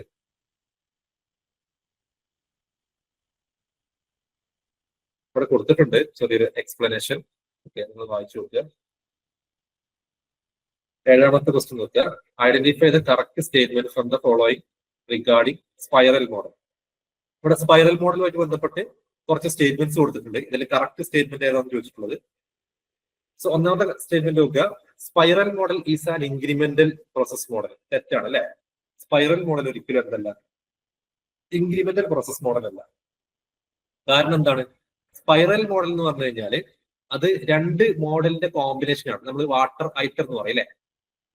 ഇതിനൊക്കെ ഷോർട്ട് കട്ട് മെത്തേഡുകളുടെ സ്പൈറൽ മോഡൽ എന്ന് പറഞ്ഞാൽ WI ആണ്. വാട്ടർഫാളും അതേപോലെ തന്നെ ഐട്രേറ്റീവും. ഇൻക്രിമെന്റ് അല്ല, ഐട്രേറ്റീവ് ആണ് ഈ ഐറ്റർ. വാട്ടർഫാളും ഐട്രേറ്റീവും കൂടെ കൂടി അതിന്റെ കോമ്പിനേഷൻ ആണ് നമ്മൾ അങ്ങനെയാണ് പറയാം. സ്പൈറൽ മോഡൽ ഏതിന്റെയൊക്കെ കോമ്പിനേഷൻ എന്ന് ചോദിച്ചു കഴിഞ്ഞാൽ ഇതൊക്കെ പഠിച്ചു വെക്കുക. Waterfall plus iterative. ഓക്കെ, വാട്ടർഫാളും ഐട്രേറ്റീവും കൂടെ കമ്പൈൻ ചെയ്യുന്നൊരു ടൈപ്പ് മോഡലാണെന്ന് പറയാം സ്പൈറൽ മോഡൽ. ഓക്കെ, ഇതേപോലെ പല മോഡലും നമുക്ക് ഇപ്പൊ അജയിലാണെങ്കിൽ നമ്മൾ ഡബിൾ ഐ എന്ന് പറയാം അല്ലെ. I ഇൻക്രിമെന്റിലും ഐട്രേറ്റീവും ആണ്. അപ്പൊ ഇതേപോലെ നമുക്ക് ഓരോ മോഡൽസും ഉണ്ട്. റാഡ് ആണെങ്കിൽ VI എന്ന് പറയും. ഓക്കെ, അപ്പൊ ഇതേപോലെ ഓരോ മോഡൽസും നമുക്ക് ഷോർട്ട് കട്ടുകളുണ്ട്. അത് പഠിച്ചു വെക്കുക ഏതിന്റെയൊക്കെ കോമ്പിനേഷൻ എന്നുള്ള. അപ്പൊ ഇവിടെ നോക്കുക. ഒന്നാമത്തത് തെറ്റാന്ന് മനസ്സിലായി, ഒന്നാമത്തെ സ്റ്റേറ്റ്മെന്റ്. രണ്ടാമത്തെ സ്റ്റേറ്റ്മെന്റ് നോക്കുക. Spiral model is A risk driven process model. ശരിയാണ് അല്ലെ. കാരണം സ്പൈറൽ മോഡലിന്റെ പ്രത്യേകത നമുക്കറിയാം. അതിന്റെ ഏറ്റവും മെയിൻ ഫാക്ടർ എന്ന് പറഞ്ഞാൽ റിസ്ക് ആണ് അല്ലെ. സോ B കറക്റ്റ് ആണ്. ഇനി C നോക്കുക. Spiral model is an acyclic balancing approach. Acyclic balancing approach അല്ല. സ്പൈറൽ മോഡലിന്റെ ഒരു ക്യാരക്ടറിസ്റ്റിക്സ് എന്താണ്, സൈക്ലിക് ബാലൻസിങ് അപ്രോച്ച് എന്നാണ്. സൈക്ലിക് ബാലൻസിങ് അപ്രോച്ച് ഉള്ള മോഡലാണ് സ്പൈറൽ മോഡൽ. നിങ്ങൾ ഒരു പക്ഷെ പഠിച്ചിട്ടുണ്ടാവും. അപ്പൊ ഇവിടെ അസൈക്ലിക് എന്ന് പറഞ്ഞുകൊണ്ട് അത് തെറ്റാണ്, നമുക്ക് ഉറപ്പായി അല്ലെ.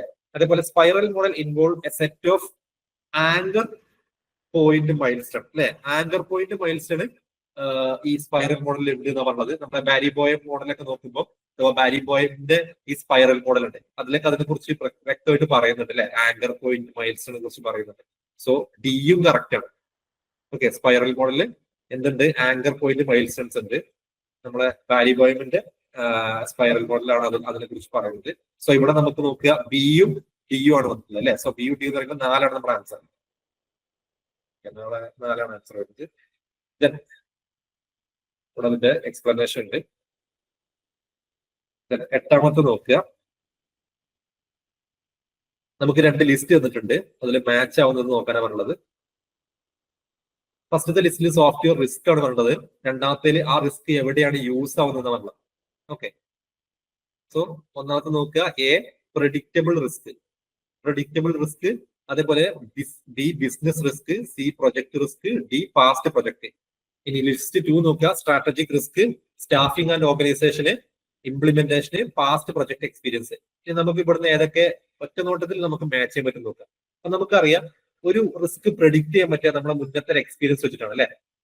നമ്മൾ റിസ്ക് പ്രെഡിക്ട് ചെയ്യാന്ന് പറഞ്ഞു കഴിഞ്ഞാൽ പ്രെഡിക്ട് ചെയ്യണമെങ്കിൽ നമുക്ക് എന്ത് വേണം, അതിലൊരു എക്സ്പീരിയൻസ് വേണം. സോ അഥവാ പാസ്റ്റ് പ്രൊജക്ട് എക്സ്പീരിയൻസ് ഇവിടെ ഇതിന് കറക്റ്റ് ആയിട്ട് മാച്ച് ചെയ്യാൻ പറ്റും അല്ലെ. പ്രെഡിക്റ്റബിൾ റിസ്ക് എന്ന് പറഞ്ഞാൽ നമ്മുടെ പാസ്റ്റ് പ്രൊജക്ടിന്റെ എക്സ്പീരിയൻസ് ആണ്, നമുക്കത് പ്രെഡിക്ട് ചെയ്യാൻ പറ്റും. അതേപോലെ ബിസിനസ് റിസ്ക് നിങ്ങൾക്ക് അറിയാം സ്ട്രാറ്റജിക് റിസ്ക് ആണ് അല്ലെ. നമ്മളെ ബിസിനസ്സുമായിട്ട് ബന്ധപ്പെട്ട് നമ്മൾ സാധാരണ പറയുന്ന ഒരു സാധനമാണ് സ്ട്രാറ്റജി അല്ലെ. സോ ഇവിടെ നമ്മൾ നോക്കുകയാണെങ്കിൽ ബിസിനസ് റിസ്ക് എന്ന് പറഞ്ഞാൽ സ്ട്രാറ്റജിക് റിസ്കുമായിട്ട് നമുക്ക് മാച്ച് ചെയ്യാൻ പറ്റും. അതേപോലെ തന്നെ നമ്മുടെ പ്രൊജക്ട് റിസ്ക് എന്ന് പറയുമ്പോൾ നമുക്ക് അത് ഇംപ്ലിമെന്റ് ചെയ്യുന്നോട്ടാണ് അല്ലെ. ഇംപ്ലിമെന്റ് ചെയ്യുന്നോട്ടാണ് നമുക്ക് പ്രൊജക്ടിന്റെ ഏറ്റവും വലിയ റിസ്ക് എന്ന് പറഞ്ഞാല്. അതേപോലെ തന്നെ പാസ്റ്റ് പ്രൊജക്ട് എന്ന് പറയുമ്പോൾ അതിനാണ് നമുക്ക് നമ്മുടെ പാസ്റ്റ് പ്രൊജക്ടിൽ എങ്ങനെയായിരുന്നോ നമ്മളെ റിസോഴ്സുകളൊക്കെ അലോക്കേറ്റ് ചെയ്തിട്ടുണ്ടായിരുന്നത്, അതേപോലെ തന്നെ നമ്മുടെ ടീമിനെയൊക്കെ സ്ട്രക്ചർ ചെയ്തിട്ടുണ്ടായിരുന്നത്, അന്ന് കിട്ടിയിട്ടുള്ള ഒരു എക്സ്പീരിയൻസ് നമുക്ക് എന്ത് ചെയ്യാൻ പറ്റും, നമുക്ക് സ്റ്റാഫിംഗ് ആൻഡ് ഓർഗനൈസേഷൻ ഒന്നും കൂടെ ബെറ്റർ ആക്കാൻ പറ്റും അല്ലെ. സോ ഇവിടെ ഇത് രണ്ടുമായിട്ടാണ് മാച്ച് ചെയ്യുന്നത്. നമ്മൾ നോക്കുകയാണെങ്കിൽ നമ്മുടെ ആൻസർ 4ആണ്. എ അല്ല പ്രെഡിക്റ്റബിൾ റിസ്ക് എന്ന് പറഞ്ഞാൽ നമുക്ക് പെട്ടെന്ന് നമ്മള് ഈ ഒരു 4 കണ്ടു കഴിഞ്ഞാൽ ഇനി നമ്മളൊന്ന് നോക്കിക്കഴിഞ്ഞാൽ നമുക്ക് മനസ്സിലാവും എല്ലാം ആയിട്ട് മാച്ച് ആവുന്നുണ്ട്. പ്രെഡിക്ട് ചെയ്തത് മുന്നത്തെ എക്സ്പീരിയൻസ് ആണ്. അതേപോലെ തന്നെ സ്റ്റാഫിംഗ് ആൻഡ് ഓർഗനൈസേഷൻ ബെറ്റർ ആയിട്ട് നമുക്ക് ചെയ്യാൻ പറ്റിയ നമ്മുടെ മുന്നത്തെ പ്രൊജക്ടിന്റെ ആ ഒരു പാസ്റ്റ് പ്രൊജക്ട് നിന്ന് കിട്ടുന്ന നമുക്കൊരു ഇതുകൊണ്ടാണ് അല്ലെ. അതേപോലെ തന്നെ ബിസിനസ് റിസ്ക് എന്ന് പറഞ്ഞാൽ തന്നെ സ്ട്രാറ്റജിയാണ്, അഥവാ നമ്മുടെ സ്ട്രാറ്റജിക് റിസ്ക് ആണ്, അവിടെയാണ് നമുക്കത് യൂസ് ആവുന്നത്. അതേപോലെ പ്രൊജക്ട് റിസ്ക് എന്ന് പറഞ്ഞാൽ പ്രൊജക്ടിന്റെ ഏറ്റവും വലിയ റിസ്ക് എന്താണ്, അത് ഇംപ്ലിമെന്റ് ചെയ്യാന്നുള്ളത്. അത് കറക്റ്റ് പ്രൊജക്ട് പ്ലാൻ ഉണ്ടാക്കുക, അതിന് ഷെഡ്യൂൾ ഉണ്ടാക്കുക, അതിന് കറക്റ്റ് ആയിട്ടുള്ള റിസോഴ്സുകൾ കണ്ടെത്തുക അല്ലെ. അതെല്ലാം കൂടെ വെച്ചിട്ട് അത് ഇംപ്ലിമെന്റ് ചെയ്യുക എന്നുള്ളതാണ് പ്രൊജക്ടിന്റെ ഏറ്റവും വലിയ റിസ്ക്. സോ ഇംപ്ലിമെന്റേഷൻ ആണ്. സോ ഇവിടെ 4ആണ് ആൻസർ വരുന്നത്. ഇവിടെ ഓരോന്നും എന്തുകൊണ്ടാണ് അത് മാച്ച് ആവുന്നുള്ളത് പറഞ്ഞിട്ടുണ്ട്, അത് വായിച്ചു നോക്കുക. ഒമ്പതാമത്തെ ക്വസ്റ്റ്യൻ നോക്കുക. Given a project that uses the COCOMO model with an estimated effort of 2000 person months and a productivity rate of 5 person month per KLOC, what is the estimated size of the project in KLOC? അപ്പൊ നമ്മളോട് ഇവിടെ KLOCയിൽ പ്രൊജക്ടിന്റെ estimated size കാണാനുള്ളത്. പ്രൊജക്ടിന്റെ സൈസാണ് നമ്മൾ കാണേണ്ടത്. പ്രൊജക്ടിന്റെ size കാണാനുള്ള equation ഉണ്ട് അല്ലെ. പ്രൊജക്ടിന്റെ സൈസ് കാണാനുള്ള ഇക്വേഷൻ നമുക്ക് എഫേർട്ടും പ്രൊഡക്ടിവിറ്റിയും തന്നു കഴിഞ്ഞാൽ എന്താണ്, എഫേർട്ട് ബൈ പ്രൊഡക്ടിവിറ്റി ആണ് അല്ലെ. എത്ര എഫേർട്ട് ഉണ്ടോ അതിന് നമുക്ക് എത്ര പ്രൊഡക്ടിവിറ്റി ഉണ്ട് നമ്മൾ ഡിവൈഡ് ചെയ്ത് കഴിഞ്ഞാൽ നമുക്ക് കിട്ടുന്നതാണ് നമ്മുടെ സൈസ്, പ്രൊജക്ടിന്റെ സൈസ്. സോ ഇവിടെ നമുക്ക് ഓൾറെഡി തന്നിട്ടുണ്ട് നമ്മുടെ എഫേർട്ടും അതേപോലെ തന്നെ പ്രൊഡക്ടിവിറ്റിയും. സോ ജസ്റ്റ് അതിനെ ഡിവൈഡ് ചെയ്ത് കഴിഞ്ഞാൽ 2000 ഡിവൈഡ് ബൈ 5 എന്ന് പറയുമ്പോൾ നമുക്ക് എന്ത് കിട്ടും, 200 കിട്ടും അല്ലെ. സോറി 400 കിട്ടും അല്ലെ. 20 ബൈ 5 എന്ന് പറയുമ്പോൾ 4, യെസ് 400 കിട്ടും. സോ ആൻസർ 2 ആണ് വരുന്നത്. ഇവിടെ അതിന്റെ എക്സ്പ്ലനേഷൻ കൊടുത്തിട്ടുണ്ട്, നിങ്ങൾ നോക്കണം. 10ാമത്തെ നോക്കുക. Arrange the following phases of the agile process in the correct sequence. നമ്മളോട് ഇവിടെ അജൈൽ പ്രോസസ്സിന്റെ കറക്റ്റ് സീക്വൻസിൽ ആ ഫേസുകൾ ഓർഡർ ചെയ്യാനാണ് പറഞ്ഞത്. സോ എങ്ങനെ വരും, നമ്മൾ ഇവിടെ നോക്കുകയാണെങ്കിൽ ഫസ്റ്റ് നമ്മൾ പ്ലാനിങ് ആ വരുന്നത് അല്ലെ. അത് നമ്മൾ പ്ലാൻ ചെയ്യണം. ദെൻ അതിനുശേഷം എന്ത് ചെയ്യുന്നു, നമ്മൾ അതിനെ ഡിസൈൻ ചെയ്യണം അല്ലെ. ദെൻ നമ്മൾ അത് ഡെവലപ്പ് ചെയ്യും. ഡെവലപ്പ് ചെയ്തതിനു ശേഷമാണ് നമ്മൾ അതിനെ ടെസ്റ്റ് ചെയ്യുക. അതിനുശേഷം നമ്മൾ എന്ത് ചെയ്യുന്നു, അത് ഡിപ്ലോയ് ചെയ്യുന്നു അല്ലെ. പിന്നീട് റിവ്യൂസ് എന്തെങ്കിലും ഉണ്ടെങ്കിൽ അത് ആ റിവ്യൂ എടുത്തതിനു ശേഷം വീണ്ടും ആ റിവ്യൂവിനെ ബേസ് ചെയ്തിട്ട് എന്ത് ചെയ്യുന്നു, ഡിസൈൻ ചെയ്യാനുണ്ടെങ്കിൽ ഡിസൈൻ ചെയ്യുന്നു, ഡെവലപ്പ് ചെയ്യുന്നു, ടെസ്റ്റ് ചെയ്യുന്നു. അതങ്ങനെ ഒരു സൈക്കിൾ പോലെയാണ് നമ്മൾ ഫോളോ ചെയ്യുന്നത്. അവസാനം നമ്മളത് കംപ്ലീറ്റ് ആയി കഴിഞ്ഞാൽ അത് ലോഞ്ച് ചെയ്യുന്നു അല്ലെ. സോ ഇവിടെ നമുക്ക് നോക്കിയാൽ മനസ്സിലാവും ഫസ്റ്റ് വരുന്നത് പ്ലാനിങ് ആണ് അല്ലെ. ഫസ്റ്റ് പ്ലാനിങ് ആണ് വരുന്നത്. ഓൾവേസ് പ്ലാനിങ് ആണ് വരിക. ആ പ്ലാൻ ചെയ്തിട്ടാണ് പിന്നെ നമ്മൾ ഡിസൈൻ ചെയ്യുക. സോ നോക്കുക ഇയും എയും വരുന്ന ഏതെങ്കിലും ഉണ്ടോ നോക്കുക. ഇയും എയും വരുന്നത് നമുക്ക് ഇവിടെ ഉള്ളത് 3 ആണ്. സോ നമ്മുടെ 3 ആയിരിക്കും ആൻസർ അല്ലെ. ആദ്യം നമ്മൾ പ്ലാൻ ചെയ്തു, ദെൻ ഡിസൈൻ ചെയ്തു, അതിനുശേഷമാണ് നമുക്ക് ഡെവലപ്പ് ചെയ്യാനും ടെസ്റ്റ് ചെയ്യാനും റിലീസ് ചെയ്യാനൊക്കെ പറ്റുള്ളൂ അല്ലെ. ഇനി നമ്മൾ നോക്കുകയാണെങ്കിൽ ഇപ്പോൾ ഡിസൈനിന് ശേഷം ഡെവലപ്മെന്റ് വരിക 3. ഇപ്പൊ നോക്കുക ഡി ആണ് വന്നുള്ളത്. ദെൻ ഡെവലപ്പ് ചെയ്ത് നമ്മൾ എന്ത് ചെയ്യുന്നു, ടെസ്റ്റ് ചെയ്യുന്നു സി. ദെൻ അതിനുശേഷം 5ാമത്തത് അത് റിലീസ് ചെയ്യുന്നു ബി. ഓക്കെ, സോ നമ്മുടെ ആൻസർ 3 ആണ് വരുന്നത്. സോ അജൈലിന്റെ പ്രോസസ് മോഡലും നിർബന്ധമായിട്ടും പഠിച്ചു വെക്കുക. അജൈൽ മാത്രമല്ല, അജൈൽ വലിയൊരു മോഡലാണ്. അജൈലിന്റെ വേരിയേഷൻസ് ഉണ്ട്. അജൈലിന്റെ അതേ ഫേസ് അഥവാ ആ ഒരു കൺസെപ്റ്റ് ഫോളോ ചെയ്യുന്ന അജൈലിന്റെ ഡിഫറെന്റ് ആയിട്ടുള്ള വെറൈറ്റി മോഡൽസ് ഉണ്ട്. അതിൽ വരുന്ന നമ്മുടെ സ്ക്രം, അതേപോലെ തന്നെ എക്സ്ട്രീം പ്രോഗ്രാമിംഗ്, ഇതിന്റെയൊക്കെ ഫേസുകൾ നിർബന്ധമായിട്ട് പഠിച്ചു വെക്കുക. കാരണം ഇതിനൊക്കെ ക്വസ്റ്റ്യൻ വന്നിട്ടുണ്ട്. ഓക്കെ, അപ്പൊ ഇതുവരെ കണ്ട ക്വസ്റ്റ്യൻസ് കുറച്ചും കൂടെ ഈസി ആയിരുന്നു. നോക്കുക 11ാമത്തെ question. In software configuration management what is the primary purpose of version control? Version കൺട്രോളിന്റെ പ്രൈമറി പർപ്പസ് എന്താണെന്ന് വെച്ചാൽ, വേർഷൻ കൺട്രോൾ ശരിക്കും എന്തിനാണ് യൂസ് ചെയ്യുന്നത്? വേർഷൻ കൺട്രോൾ എന്ന് പറഞ്ഞാൽ നമ്മൾ സോഫ്റ്റ്വെയറിന്റെ വേർഷൻസ് ആണ്. സോഫ്റ്റ്വെയറിന്റെ വേർഷൻസ് എന്താണ്? ഇപ്പൊ നമ്മള് ഫസ്റ്റ് വേർഷൻ ഇറങ്ങി, സെക്കൻഡ് വേർഷൻ ഇറങ്ങുമ്പോൾ എന്താവും, കുറച്ചും കൂടെ കൂടുതലായിട്ടുള്ള അപ്ഡേറ്റ് ഉണ്ടാവും അല്ലെ. അതിലേക്ക് അതിലൊരു മാറ്റം ഉണ്ടാവും, ചേഞ്ച് ഉണ്ടാവും അല്ലെ. അതേപോലെ തന്നെ തേർഡ് വേർഷൻ എന്ന് പറയുമ്പോൾ വേർഷൻ എന്തുകൊണ്ടാണ് വേർഷൻസ് വരുന്നത്? അതിൽ ചേഞ്ച് വരുന്നതുകൊണ്ടാണ് അല്ലെ. സോ അതന്നെയാണ് നമ്മുടെ സോഫ്റ്റ്വെയർ എഞ്ചിനീയറിംഗിലും സോഫ്റ്റ്വെയർ കോൺഫിഗറേഷൻ മാനേജ്മെന്റ് എന്ന് പറഞ്ഞാൽ അവിടെ വേർഷൻ കൺട്രോൾ നമ്മൾ യൂസ് ചെയ്യുന്നത് ചേഞ്ചസിനെ കൺട്രോൾ ചെയ്യാൻ. നമ്മളിവിടെ നോക്കിക്കഴിഞ്ഞാൽ നമുക്ക് മനസ്സിലാവും ഇതിൽ അത് ആ ഒരു ഓപ്ഷൻ അഥവാ 1ാമത്തെ ഓപ്ഷൻ അല്ലാതെ വേറെ ഏതും മാച്ച് ആവില്ല. നോക്കുക വേർഷൻ കൺട്രോൾ എന്ന് പറഞ്ഞാൽ, വേർഷൻ കൺട്രോൾ ഒരിക്കലും സോഫ്റ്റ്വെയർ ആർക്കിടെക്ചറിന് ഡിസൈൻ ചെയ്യാനല്ല അല്ലെ. സോഫ്റ്റ്വെയർ ആർക്കിടെക്ചർ ഡിസൈൻ ചെയ്യാൻ നമുക്ക് വേർഷൻ കൺട്രോൾ കൺസെപ്റ്റ് യൂസ് ചെയ്യേണ്ട ആവശ്യമില്ല. പ്രൊജക്ട് കോസ്റ്റ് എസ്റ്റിമേഷന് നമുക്ക് പല മെത്തേഡുകളുണ്ട് അല്ലെ, അതിൽ വേർഷൻ കൺട്രോൾ ഒന്നും വരുന്നില്ല. അതേപോലെ തന്നെ യൂസർ റിക്വയർമെന്റിനെ ഡോക്യുമെന്റ് ചെയ്യാനും നമുക്ക് മെത്തേഡുകളുണ്ട് അല്ലെ. SRS ഡോക്യുമെന്റിനൊക്കെ നമുക്ക് മെത്തേഡുകളുണ്ട്. സോ വേർഷൻ കൺട്രോൾ എന്ന് പറഞ്ഞാൽ നോക്കുക to control the changes made to software. Okay, അപ്പം അതിൽ ഡിഫറെന്റ് വേർഷൻ ഓഫ് സോഫ്റ്റ്വെയർ നമ്മൾ കീപ്പ് ചെയ്യുന്നത് എന്ന് പറഞ്ഞാൽ ഓരോ വേർഷനും എന്താണ്, പ്രീവിയസ് വേർഷനിൽ ഉള്ള ചേഞ്ചസ് ആണ് അവിടെ വരുന്നത്. ഓക്കെ, സോ 1 ആണ് ഇതിന്റെ ആൻസർ വരുന്നത്. 12ാമത്തെ ക്വസ്റ്റ്യൻ നോക്കുക. മാച്ച് ദ ഫോളോയിങ് ആണ്. ലിസ്റ്റ് 1 നമുക്ക് സോഫ്റ്റ്വെയർ ഡിസൈൻ പ്രിൻസിപ്പിൾസ് തന്നിട്ടുണ്ട്. ലിസ്റ്റ് 2 അതിന്റെയൊക്കെ ഡെഫിനിഷൻസ് ആണ് തന്നിട്ടുള്ളത്. സോ ഫസ്റ്റ് നോക്കാം, കൊഹീഷൻ ഉണ്ട്, ദെൻ കപ്ലിംഗ് ഉണ്ട്, അബ്സ്ട്രാക്ഷൻ ഉണ്ട്, മോഡുലാരിറ്റി ഉണ്ട്. ലിസ്റ്റ് 2 നോക്കുക. Degree to which one module relies on another module. നമുക്കറിയാം കപ്ലിംഗ് ആണെന്നുള്ളത് അല്ലെ. ഒരു മൊഡ്യൂള് മറ്റൊരു മൊഡ്യൂളിനെ ഡിപ്പെൻഡ് ചെയ്യുക അല്ലെങ്കിൽ മറ്റൊരു മൊഡ്യൂളിലേക്ക് പോകണം അല്ലെ, അത് കപ്ലിംഗ് ആണ് വരുന്നത്. കൊഹീഷൻ എന്ന് പറഞ്ഞാൽ എന്താണ്, degree to which elements of a module belongs together ആണ്. അഥവാ ഒരു മൊഡ്യൂളിന്റെ ഉള്ളിലുള്ള എലമെന്റ്സിന്റെ ഇടയിലുള്ള ആ ഒരു റിലേഷൻ അതല്ലെങ്കിൽ ആ ഒരു സ്ട്രെങ്ത് ആണ് ആക്ച്വലി ഇത് അല്ലെങ്കിൽ കൊഹീഷൻ എന്ന് പറയുന്നത്. കപ്ലിംഗ് എന്ന് പറയുമ്പോൾ മൊഡ്യൂളുകൾ തമ്മിലാണ്, അഥവാ മൊഡ്യൂളുകളുടെ ഇടയിലാണ് അല്ലെ. സോ ഇവിടെ നമുക്ക് കറക്റ്റ് ആയിട്ട് മാച്ച് ചെയ്യാൻ പറ്റും. കൊഹീഷൻ എന്ന് പറഞ്ഞു കഴിഞ്ഞാൽ 3 ആണ്, കപ്ലിംഗ് എന്ന് പറഞ്ഞാൽ 1 ആണെന്നുള്ളത്. ഇനി നോക്കുക, dividing a software system into distinct modules. ഇതിനെയാണ് നമ്മൾ മോഡുലാരിറ്റി എന്ന് പറയാം അല്ലെ. അപ്പൊ പിന്നെ നമുക്ക് അബ്സ്ട്രാക്ഷൻ 4ാമത്താണെന്ന് മനസ്സിലായി. നമ്മൾ നോക്കുകയാണെങ്കിൽ ഇതിന്റെ ആൻസർ എ എന്ന് പറഞ്ഞാൽ 3 ആണ്. എ എന്ന് പറയുമ്പോൾ 3, അതേപോലെ ബി എന്ന് പറയുമ്പോൾ 1. എ 3, ബി 1 എന്ന് പറയുമ്പോൾ ഇതാണ് നമ്മുടെ ആൻസർ അല്ലെ. C 4, D 2. യെസ്, 3 ആണ് ആൻസർ വരുന്നത്. സോ ആൻസർ 3 ആണ്. ഇവിടെ നിന്ന് നമുക്ക് എക്സ്പ്ലനേഷന്റെ ആവശ്യമില്ല. അഥവാ ഓരോ കോൺസെപ്റ്റിന്റെയും ഡെഫിനിഷൻ ആണ് ലിസ്റ്റ് 2 കൊടുത്തിട്ടുള്ളത്. ലിസ്റ്റ് 1 ടേമും ലിസ്റ്റ് 2 അതിന്റെ ഡെഫിനിഷനും ആണ്. ഓക്കെ, 13ാമത്തെ പ്രോബ്ലം നോക്കുക. നമുക്ക് മാച്ച് ദ ഫോളോയിങ് തന്നെയാണ്. 2 ലിസ്റ്റ് തന്നിട്ടുണ്ട്. ലിസ്റ്റ് 1 ടെസ്റ്റിംഗ് ടൈപ്പും ലിസ്റ്റ് 2 ഡിസ്ക്രിപ്ഷനാണ് തന്നിട്ടുള്ളത്. സോ ടെസ്റ്റിംഗ് ടൈപ്പുകൾ നോക്കുക. യൂണിറ്റ് ടെസ്റ്റിംഗ് ഉണ്ട്, ഇന്റഗ്രേഷൻ ടെസ്റ്റിംഗ് ഉണ്ട്, സിസ്റ്റം ടെസ്റ്റിംഗ് ഉണ്ട്, അക്സെപ്റ്റൻസ് ടെസ്റ്റിംഗ് ഉണ്ട്.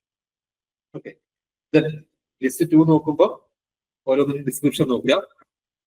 ഫസ്റ്റ് പറയുന്നത് testing individual component of the software ആണ്.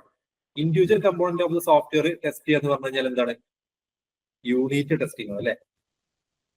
അല്ല, ഇൻഡിവിജ്വൽ ആയിട്ട് ഓരോ കമ്പോണന്റ് ടെസ്റ്റ് ചെയ്യുന്ന ഓരോ യൂണിറ്റ് ടെസ്റ്റ് ചെയ്യണം. സോ ഇവിടെ നമ്മൾ നോക്കിയാൽ തന്നെ മനസ്സിലാവും എ എല്ലാം 1 ആണ്. അവിടെ നമുക്ക് ഡൗട്ട് അടിക്കാറൊന്നുമില്ല, എ എന്തായാലും 1 എന്നുള്ള ഉറപ്പായി അല്ലെ. ദെൻ രണ്ടാമത്തത് ഇന്റഗ്രേഷൻ ടെസ്റ്റിംഗ് അല്ല. ഇന്റഗ്രേഷൻ ടെസ്റ്റിംഗ് നമുക്ക് ഇവിടെ ഏതുമായിട്ട് match, testing the interaction between integrated components. അപ്പൊ ഇന്റഗ്രേറ്റഡ് കോമ്പോണൻസിന്റെ ഇടയിലുള്ള ഇന്ററാക്ഷൻ ടെസ്റ്റ് ചെയ്യാൻ വേണ്ടി നമുക്കറിയാം ആദ്യം ഇൻഡിവിജ്വൽ കോമ്പോണൻസ് ടെസ്റ്റ് ചെയ്ത് കഴിഞ്ഞാൽ പിന്നെ എന്ത് ചെയ്യുന്നു, അതിനൊക്കെ ഇന്റഗ്രേറ്റ് ചെയ്യുന്നു. ഇന്റഗ്രേറ്റ് ചെയ്ത് കഴിഞ്ഞാൽ പിന്നീട് അതിന്റെ ഇടയിലെ ഇന്ററാക്ഷൻ ടെസ്റ്റ് ചെയ്യാൻ ആക്ച്വലി ചെയ്യാം. അപ്പൊ ഇത് കറക്റ്റ് ആണ്, ഈ ഒരു ഓർഡർ തന്നെയാണ് വരുന്നത്. യൂണിറ്റ് ടെസ്റ്റിംഗ് എന്ന് പറയുമ്പോൾ നമുക്ക് 10 കോമ്പോണന്റ് ഉണ്ടെങ്കിൽ 10 കോമ്പോണന്റും സെപ്പറേറ്റ് ആയിട്ട് ടെസ്റ്റ് ചെയ്യുന്നു, ഇൻഡിവിജ്വൽ ആയിട്ട് ടെസ്റ്റ് ചെയ്യുന്നു. ദെൻ ആ 10 കോമ്പോണന്റ് പിന്നെ ഇന്റഗ്രേറ്റ് ചെയ്യുന്നു. എന്നിട്ട് അതിന്റെ ഇടയിലുള്ള ആ ഒരു ഇന്ററാക്ഷൻ അതിനെ ബേസ് ചെയ്തിട്ട് വീണ്ടും ടെസ്റ്റ് ചെയ്യുന്നതാണ് ഇന്റഗ്രേഷൻ ടെസ്റ്റിംഗ് എന്ന് പറയുന്നത്. ദെൻ സിസ്റ്റം ടെസ്റ്റിംഗ് എന്ന് പറഞ്ഞാൽ എന്താണ് ഇവിടെ പറഞ്ഞത്? Testing to verify the system meet business need meet ചെയ്യാനല്ല, ടെസ്റ്റിംഗ് ദ കംപ്ലീറ്റ് സിസ്റ്റം. അതാണ് കംപ്ലീറ്റ് സിസ്റ്റം ടെസ്റ്റ് ചെയ്യണം, to ensure it meets the requirement. അതെ, സിസ്റ്റം റിക്വയർമെന്റ് മീറ്റ് ചെയ്യുന്നുണ്ടോ എന്ന് നോക്കാൻ വേണ്ടിയിട്ട് കംപ്ലീറ്റ് സിസ്റ്റം ടെസ്റ്റ് ചെയ്യുന്നതിന് നമ്മൾ എന്തെന്ന് പറയാം? സിസ്റ്റം ടെസ്റ്റിംഗ് എന്ന് പറയാം. അതേപോലെ അക്സെപ്റ്റൻസ് ടെസ്റ്റിംഗ് ആണ് ഇവിടെ പറഞ്ഞ ബിസിനസ് നീഡ്സ് മീറ്റ് ചെയ്യുന്നുണ്ടോ നോക്കാനും വേണ്ടി ചെയ്യുന്ന ടെസ്റ്റിംഗ്. ഓക്കെ, ഇവിടെ ഇങ്ങനെ തന്നെ പഠിച്ചു വെക്കണം. ബിസിനസ് നീഡ് മീറ്റ് ചെയ്യുന്നുണ്ടോ നോക്കാനും വേണ്ടി നമ്മൾ ടെസ്റ്റ് ചെയ്യുന്ന ടെസ്റ്റിംഗ് ഏതാ ചോദിച്ചു കഴിഞ്ഞാൽ അക്സെപ്റ്റൻസ് ടെസ്റ്റിംഗ് ആണ്. സോ നമുക്കിവിടെ ആൻസർ എന്ത് വരും? A1 B2 A1 B2 C4 ആണ് അല്ലെ. C4 എന്ന് പറയുമ്പോൾ 2. സോ ആൻസർ 2 ആണ് വരുന്നത്. 14 നോക്കുക. Which of the following are agile process model? Yes നോക്കുക, ഇവിടെ ജൂൺ 2024 ക്വസ്റ്റ്യൻ ആണത്. ഡിസംബർ 2024 വലിയൊരു കുഴപ്പമില്ലായിരുന്നു, അത്യാവശ്യം ഈസി ഒക്കെ തന്നെയായിരുന്നു ക്വസ്റ്റ്യൻസ് ഒക്കെ. ഇനി ഈ ജൂൺ 2024 ക്വസ്റ്റ്യൻസ് നോക്കുക. ഒന്നാമത് ചോദിച്ചിട്ടുള്ളത് അജൈൽ പ്രോസസ് മോഡലുമായിട്ട് ബന്ധപ്പെട്ടുള്ളത്. നമ്മൾ പറഞ്ഞല്ലോ അജൈലിന് നമുക്ക് ഡിഫറെന്റ് വേരിയേഷൻ മോഡൽസ് ഉണ്ട്, അഥവാ അജൈൽ പ്രോസസ് അതേ പ്രോസസ് ഫോളോ ചെയ്യുന്ന അതിന്റെ അണ്ടറിൽ വരുന്ന മോഡൽസ് ആണ് ഇവിടെ കൊടുത്തിട്ടുള്ള ചില മോഡൽസ്. അപ്പം അതിൽ ഏതൊക്കെയാണ് ചോദിച്ചിട്ടുള്ളത്? അപ്പൊ നമ്മൾ നോക്കുകയാണെങ്കിൽ നമുക്കറിയാം എക്സ്ട്രീം പ്രോഗ്രാമിംഗ് നിങ്ങൾക്ക് കേട്ടിട്ടുണ്ടാവും അല്ലെ.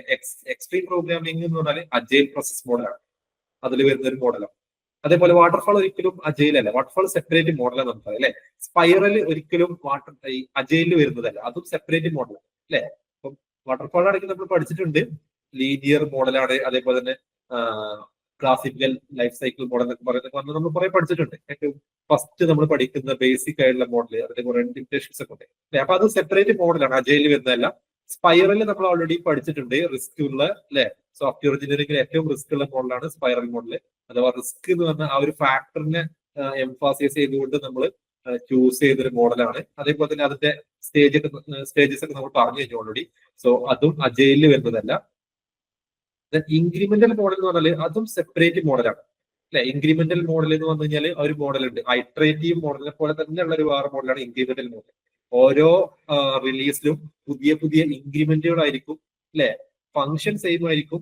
അഥവാ നമ്മൾ ഐട്രേറ്റീവ് മോഡൽ പറയുമ്പോൾ നമ്മൾ അതിൽ പറയുന്നുണ്ട് ഓരോ റിലീസിലും പുതിയ ഫീച്ചേഴ്സ് ആയിരിക്കും എന്നുള്ളത്. അതേപോലെ ഇൻക്രിമെന്റൽ ആകുമ്പോൾ ഫീച്ചേഴ്സ് അല്ല, പകരം ഉള്ള ഫീച്ചേഴ്സിനെ ഇൻക്രിമെന്റ് ചെയ്ത് അഥവാ അതിന്റെ കുറച്ചും കൂടെ കൂടുതലായിട്ട് എന്ത് ചെയ്യുന്നുണ്ട്, അതിന്റെ സ്ട്രെങ്തൻ ചെയ്യുന്ന രീതിയിൽ ഇൻക്രിമെന്റ് ചെയ്യുന്ന ഒരു മോഡലാണ്. അപ്പൊ ഇതൊക്കെ സെപ്പറേറ്റ് മോഡലാണ് മനസ്സിലാക്കുക.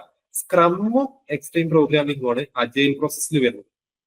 അപ്പം അജൈൽ പ്രോസസ്സിൽ വരുന്ന കുറച്ച് മോഡൽസ് ഉണ്ട്, കൻബനും അതേപോലെ തന്നെ ക്രിസ്റ്റലും സ്ക്രമ്മും എന്ന് പറഞ്ഞിട്ട് ഫ്യൂച്ചർ ഡ്രിവൺ പ്രോഗ്രാമിംഗ്, ഇതൊക്കെ ഇതിൽ വരുന്നതാണ്. അജൈൽ പ്രോസസ് മോഡലിൽ വരുന്ന അതിന്റെ വേരിയേഷൻസ് ആണ്. അപ്പൊ അതൊക്കെ നിർബന്ധമായിട്ട് പഠിച്ചു വെക്കുക.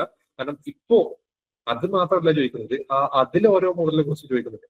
ഇവിടെ നോക്കുക, ഇവിടെ ആൻസർ 1 ആണ് വരുന്നത്, അഥവാ എയും സിയും അല്ലെ. എ നമ്മളെ എക്സ്ട്രീം പ്രോഗ്രാമിംഗും സി സ്ക്രമ്മും ആണ്. അത് രണ്ടും കൂടെ വരുന്ന ഓപ്ഷൻ എന്ന് പറയുമ്പോൾ 1 ആണ്.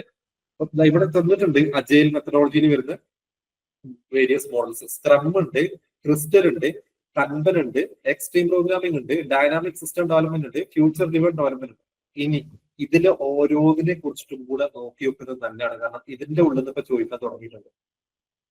ഓക്കെ, ഇതിന്റെ സ്റ്റെപ്പുകൾ, അതേപോലെ ഇതുമായിട്ട് കണക്ട് ചെയ്യാൻ പറ്റിയ ഓരോരോ വേർഡ്സ് ഉണ്ട്.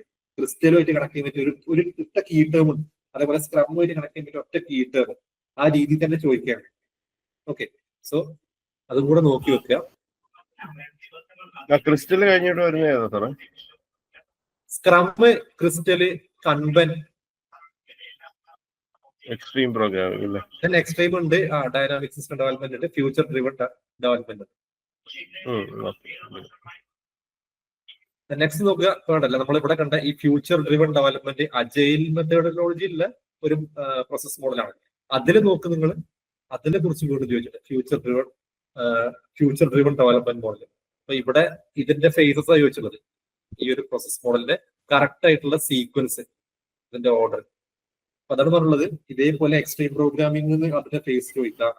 അതേപോലെ തന്നെ സ്ക്രം എന്നൊക്കെ വരാം. സ്ക്രമ്മുമായിട്ട് ബന്ധപ്പെട്ടൊക്കെ അപ്പം അത് ആ മോഡലിലേക്ക് കുറച്ചും കൂടെ ഇറങ്ങി ചെന്ന് പഠിക്കുന്ന നല്ലതാണ്. കാരണം നോർമലി ഞാൻ കണ്ടിട്ടുള്ളത് നമ്മൾ ഏത് യൂട്യൂബ് വീഡിയോ ആണെങ്കിലും അല്ലെങ്കിൽ മറ്റു പല പ്ലാറ്റ്ഫോമുകളിലുള്ള ലെക്ചേഴ്സ് ഒക്കെ നമ്മൾ നോക്കുകയാണെങ്കിൽ സോഫ്റ്റ്വെയർ എഞ്ചിനീയറിംഗ് നമ്മൾ പഠിക്കുന്ന കുറെ പ്രോസസ് മോഡൽസ് ഉണ്ട്. നോർമലി നമ്മൾ പഠിക്കാറില്ല. ആ മോഡൽസ് തന്നെ അതിൽ ഉണ്ടാവുള്ളൂ. പൊതുവെ എല്ലാ പ്ലാറ്റ്ഫോമിലും അവൈലബിൾ ആയുള്ളത് അതൊക്കെ തന്നെയാണ്. വാട്ടർഫാൾ മോഡല്, ഐട്രേറ്റീവ് മോഡല്, ഇൻക്രിമെന്റല്, അജയില്, പിന്നെ റാഡ്, സ്പൈറല്, അങ്ങനെ കുറച്ച് മേജർ ആയിട്ടുള്ള പോപ്പുലർ ആയിട്ടുള്ള മോഡൽസ് ഉണ്ട്. അപ്പം അതിന്റെ പുറമെ ഈ സബായിട്ട് വരുന്നതും കൂടെ നോക്കി വെക്കുക എന്നാണ് ഞാൻ ഉദ്ദേശിച്ചത്.